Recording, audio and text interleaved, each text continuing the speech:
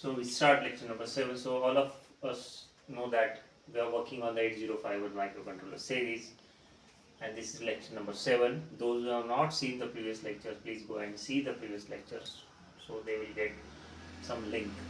Now we were discussing from since the lecture number 6 we were discussing on the pin diagrams. So we discussed important pins in previous lecture. Now in this lecture we will be working on important control signals. These are all control pins.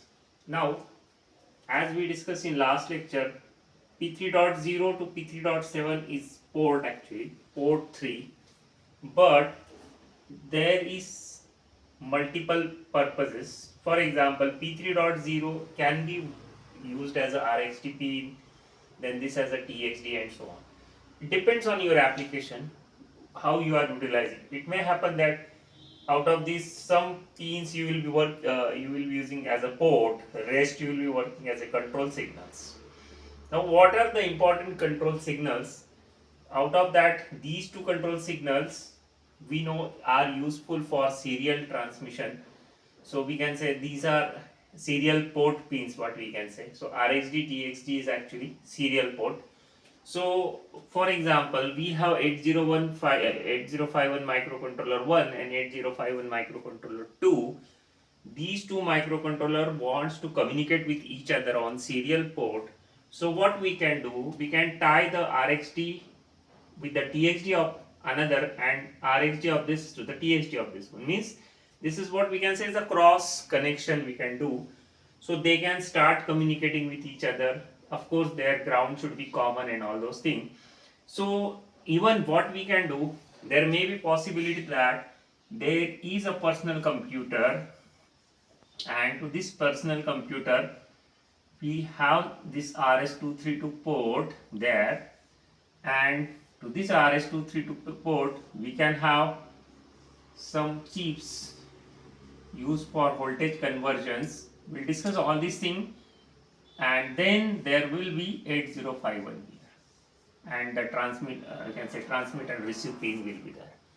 So these chips will be actually, this chip will be for converting your, that is actually max 232. We'll discuss that in the coming lectures, but this chip will be converting, you can say TTL to RS232 and RS232 to the TTL levels. Anyway, the important point here that I want to discuss is, here there is a TX and RX pin, and on PC side there will be again TX and RX pin, maybe cross, but we can say the RX and TX pin here like this. So they can start communicating with each other. So we can send the data from 8051 to personal computer or personal computer to 8051. For example, the application of data logger, where this 8051 is actually interfaced with some sensor, and this sensor we can have ADC here, analog to digital converter here.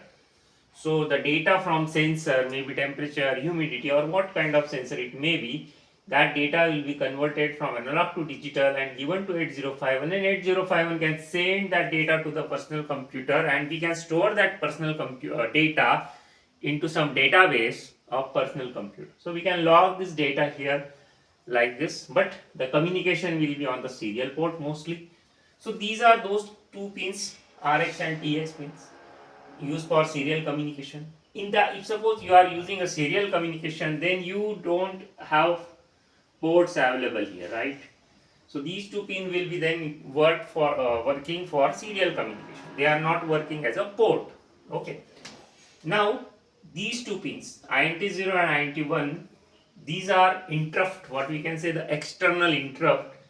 Now there are two external interrupts available. There are some internal interrupts as well. Those we'll discuss later on in the interrupt chapter. But here we can send, you can say active low or low going pulse to 8051. So 8051, if getting a low signal here, will understand an external interrupt coming. So it will take some action, or it will execute some program in the response of this interrupt. Now again, there is a separate chapter on interrupts. In that we'll discuss how to handle these interrupts and all those things. But for now, these two are the interrupt pins, or we can say the external interrupt pins. Okay, if you are using interrupts, both the interrupts, then you will not use these two pins as the port pins. Okay, now there are two more pins. You can say the T0 and T1 pins are actually the timer inputs. Those are actually used for counting the pulses.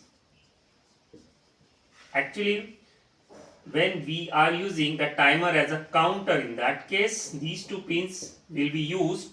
These two pins we can send some external pulses, and those pulses can be counted by 8051. Now the best application for this is currency counting machine, where we can see that when there will be some mechanism and the currency notes will move in front of that mechanism and will produce the pulses, and those pulses will be counted by microcontroller and will show how many, you can say, currency notes are there. Okay, there may be another application like we can count how many persons entering into particular function or particular gate. That those are all applications, but for now what I can say, that there are two timers inside of this 8051, timer 0 and timer 1, and those two timers can be used as a counter, and for counting the pulses you will feed the pulses at the pins T0 and T1. The frequency may be different. You can say these frequencies will not be synchronized with the external external frequencies. Those will be random frequencies, and those, in that case, the timer is actually working as a counter when the external pulses are given to the timer. Okay, so for that purpose these two pins are there, what we can say is the T0 and T1 pins. Okay, then the next two pins are the read write pins. In See, when we are talking of the external memory interfacing, suppose we want to interface external RAM. Okay, so in that case we need this type of signals, read and write signals. Let's take an example. What I am showing here is, this is our 8051 microcontroller on this side, and here it is a random access memory, or we can say the read write type of memory is here, which is a volatile memory, and we want to read the data from this RAM, or we can write the data to this RAM. So both are possibilities here, because we can read as well as write. So in that case, when we want to read from RAM, we send low on this pin, and that RD bar signal from microcontroller will be connected with the RD bar pin of the RAM. So RAM chip will understand that microcontroller wants to read from me.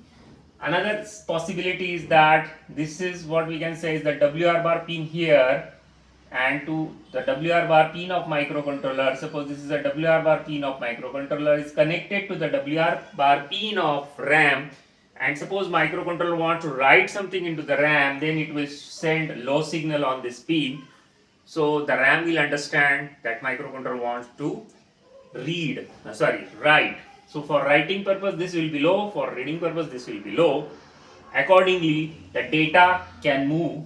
What we can say, when microcontroller is writing, data will move in this fashion from microcontroller's bus to the RAM, and when microcontroller is reading, in that case data will move from RAM to the 8051. Now here the buses are, what we can say, address cum data bus and higher order address bus. Now I am assuming that I am utilizing all 16 pins A0 to A15, 16-bit address bus of this microcontroller for this purpose, but there may be possibilities that we will not need total 16-bit, we may need 10-bit bus also. That we'll discuss in the chapter of memory interfacing in very much detail.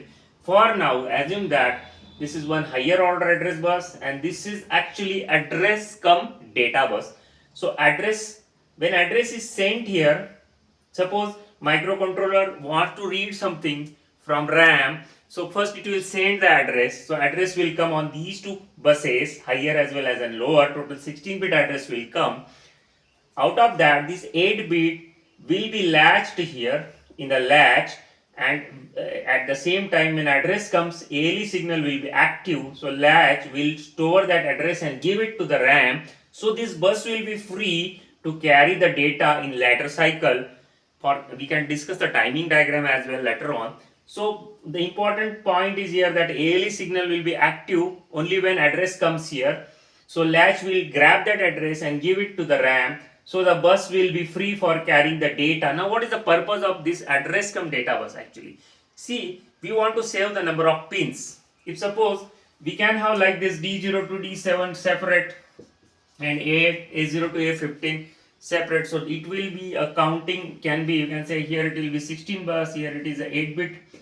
Okay, so that will be 24 bit required, but when we are using the multiplexed bus, we can say that we are saving these 8 pins, but we have to consider, or we have to add the latch chips, and we have to consider the ALE signal in that case.